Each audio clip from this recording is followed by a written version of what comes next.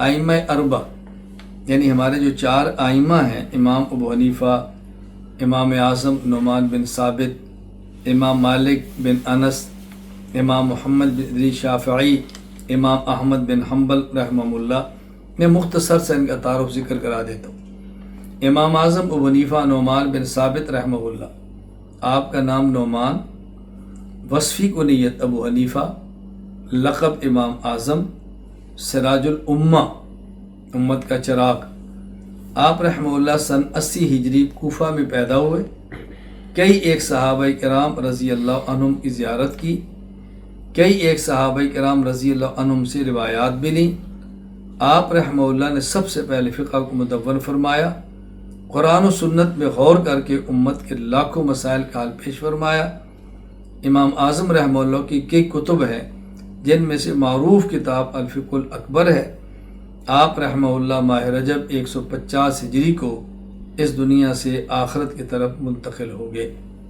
امام مالک بن انس رحمہ اللہ تعالی، آپ کا نام مالک، والد کا نام انس، لقب امام دار الہجرہ، امام مدینہ۔ آپ رحمہ اللہ مدینۃ الرسول صلی اللہ علیہ وسلم میں پیدا ہوئے، مدینہ منورہ کے علماء سے علم حاصل کیا۔ 17 سال کی عمر میں درس حدیث دینا شروع فرمایا۔ پوری زندگی مدینہ منورہ میں حدیث مبارک کی خدمات فرماتے رہے۔ اس دوران آپ کو سخت مشکلات کا سامنا بھی کرنا پڑا، مگر آپ استقامت کی مثال بنے رہے۔ آپ رحمہ اللہ کی کئی کتب ہیں، جن میں سے معروف کتاب موطا امام مالک ہے۔ 179 ہجری کو مدینہ منورہ میں وفات پائی اور جنت البقیع میں مدفون ہوئی۔ امام محمد بن ادریس الشافعی رحمہ اللہ، آپ رحمہ اللہ کا نام محمد، کنیت ابو عبداللہ، والد گرامی کا نام ادریس بن عثمان بن شافع۔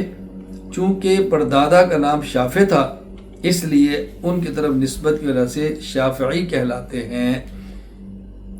آپ کی ولادت 150 ہجری کو غزہ، شام، موجودہ فلسطین میں ہوئی۔ بچپن میں والد صاحب کی وفات کے بعد آپ کی والدہ آپ کو مکہ مکرمہ لے آئیں۔ آپ نے وہاں رہ کر علم دین حاصل کیا۔ حصول علم کے بعد مصر تشریف لے گئے، وہاں درس و تدریس کا سلسلہ جاری فرمایا۔ آپ رحمہ اللہ کی کئی کتب ہیں، جن میں معروف کتاب کتاب الام ہے۔ 204 ہجری کو مصر میں وفات ہوئی۔ امام احمد بن حنبل رحمہ اللہ، آپ کا نام احمد، کنیت ابو عبداللہ، اور آپ کا لقب حافظ الملہ۔ امام احمد بن محمد بن حنبل رحمہ اللہ 164 ہجری کو بغداد میں پیدا ہوئے۔ قاضی امام ابو یوسف رحمہ اللہ، امام محمد بن ادریس شافعی رحمہ اللہ جیسے فقہاء سے علم حاصل کیا۔ آپ رحمہ اللہ کی کئی کتب ہیں، جن میں سے معروف کتاب مسند احمد بن حنبل ہے۔ آپ رحمہ اللہ 241 ہجری کو بروز جمعۃ المبارک بغداد میں فوت ہوئے۔ آپ کا نام ہے احمد بن محمد بن حنبل، لیکن عام طور پہ آپ کے والد کا نام حذف کر کے صرف دادا کا نام لیا جاتا ہے، تو کہتے ہیں احمد بن حنبل۔ تو یہ احمد بن حنبل میں ان کے حنبل دادا ہے، تو والد کا نام محمد ہے، احمد بن محمد بن حنبل۔ ائمہ کا اختلاف ائمہ مجتہدین اور فقہاء کی حیثیت، یعنی مجتہدین اور فقہاء میں اختلاف ہے، اس کی حیثیت کیا ہے؟ اختلاف 2 قسم کا ہے، ایک عقائد کا اور دوسرا فروع اور اجتہادی مسائل کا۔ اعتقادی اختلاف معجوب ہے، جبکہ فروعی اور اجتہادی اختلاف محبوب ہے۔ ائمہ اربعہ رحمہم اللہ کا اختلاف عقائد میں نہیں ہے، فروعی اور اجتہادی مسائل میں ہے، اور فروعی مسائل میں مجتہدین کا اجتہاد ہر مجتہد کے لیے اجر کا ذریعہ ہے۔ درست اجتہاد پر 2 اجر ہیں اور خطا کی صورت میں 1 اجر ہے۔ اشاعرہ اور ماتریدیہ، معتزلہ اور دیگر فرقے باطلہ کے باطل عقائد کے مقابلہ میں اہل حق کے عقائد کی ایک تعبیر وہ ہے جو امام ابو الحسن اشعری رحمہ اللہ وفات 324 ہجری کی ہے، اور ایک تعبیر وہ ہے جو امام ابو منصور ماتریدی الحنفی رحمہ اللہ وفات 333 ہجری کی ہے۔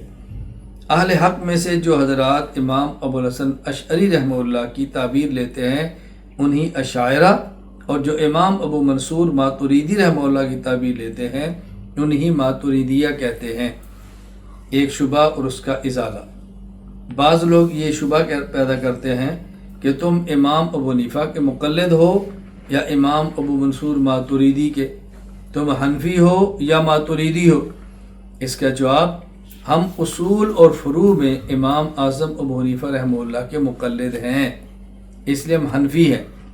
امام ابو الحسن اشعری اور امام ابو منصور ماتریدی کی طرف نسبت اس وجہ سے ہے کہ ان کے دور میں فرقہ معتزلہ نے عقائد کی ایسی تشریحات کی جو اہل سنت والجماعت کے عقائد کے خلاف تھی، تو ہم معتزلہ کے مقابلے میں ابو الحسن اشعری ابو منصور ماتریدی کو لیتے ہیں، اس لیے ہماری نسبت ہے ماتریدی یا اشعری۔ تو گیا اشعری اور ماتریدی یہ امام ابو حنیفہ کی طرف نسبت حنفی کے مقابلے میں نہیں ہے بلکہ معتزلیوں کے مقابلے میں ہے، اس کو ذہن نشین فرما لیں۔ خود ابو منصور ماتریدی مقلد امام حنیفہ کے ہیں، وہ خود حنفی ہیں، تو ہم امام حنیفہ کو چھوڑ کر ان کی نسبت کیوں کریں گے؟ وارثین نبوت، حضور اکرم صلی اللہ علیہ وسلم چونکہ آخری نبی ہیں، اس لیے اللہ تعالیٰ نے علماء کرام کو انبیاء علیہ السلام کا وارث بنایا۔ علماء نے وہ سب کام کرنے ہیں جو انبیاء علیہ السلام نے فرمائے، قرآن کریم اور دیگر علوم نبوت پڑھانا، قرآن کریم کی تفسیر کرنا، امت کی قیادت کرنا، تبلیغ کرنا، جہاد کرنا، تدریس کرنا، تزکیہ اور اصلاح کرنا، یہ سب علماء کرام کی ذمہ داریاں ہیں۔ علماء کرام کی تکریم، علماء کرام کی تعظیم اور توقیر اور ان کا ادب و احترام اہل اسلام کی ذمہ داری ہے۔ دینی معاملات میں ان کا تعاون کرنا اور ان کی ضرورتیں پوری کرنا اہل اسلام کا شرعی فریضہ ہے۔ تو ہمارے ذمے ہم علماء کا احترام کریں، علماء کا ادب کریں، علماء کی ضرورتیں پوری کریں تاکہ وہ اپنی ضرورتوں سے فارغ ہو کر مستقل دین کے کام کے اندر لگے رہیں۔ اللہم ارنا الحق حقا وارزقنا اتباعہ وارنا الباطل باطلا وارزقنا اجتنابہ۔